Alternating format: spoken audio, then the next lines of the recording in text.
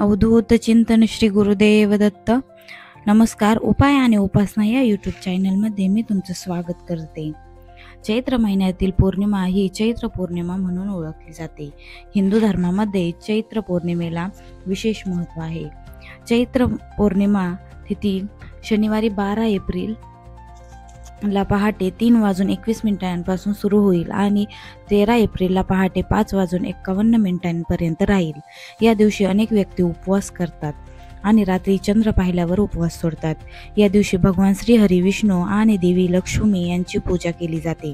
चैत्र महिन्यात येणाऱ्या पौर्णिमेला चैती पौर्णिमा असे सुद्धा म्हणतात. या दिवशी नदीमध्ये स्नान केल्याने पुण्य प्राप्त होते असे मानले जाते. पौर्णिमेचा दिवस भगवान विष्णू आणि देवी लक्ष्मी माता यांना समर्पित आहे. त्यामुळे या दिवशी जास्तीत जास्त सेवा करावी.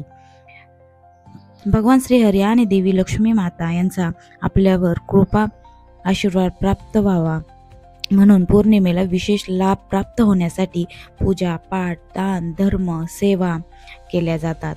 असे केल्याने आपल्याला जीवनातील सर्व दुःखांपासून मुक्ती मिळते. तसेच चैत्र पौर्णिमेला श्री हनुमान जयंती उत्सव सुद्धा साजरा केला जातो. हा दिवस हनुमानांचा जन्मदिवस म्हणूनही साजरा केला जातो. चैत्र पौर्णिमेच्या दिवशी लवकर उठून स्नान करावे.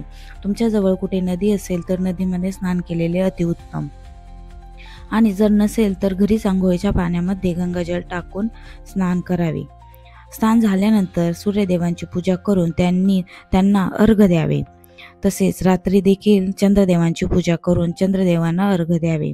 पुराण ग्रंथांमध्ये सांगितल्यानुसार चैत्र पौर्णिमेस विशेष पाठ, सेवा, जप केल्यास विष्णुदेवांची आणि लक्ष्मी देवीची आपल्यावर कृपादृष्टी राहते.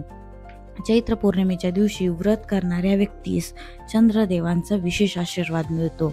या दिवशी तुळशी मातेची पूजा केल्यास घरामध्ये सुख समृद्धी येते आणि देवी लक्ष्मीची आपल्यावर कृपा राहते. आपल्या जीवनातील अडचणी कमी होण्यासाठी, आर्थिक प्रश्न सुटण्यासाठी तुम्ही चैत्र पौर्णिमेला हा उपाय नक्की करून बघा. चैत्र पौर्णिमेच्या दिवशी प्रसन्न मनाने देवी लक्ष्मी व नारायणांची विधिवत पूजा करायची आहे.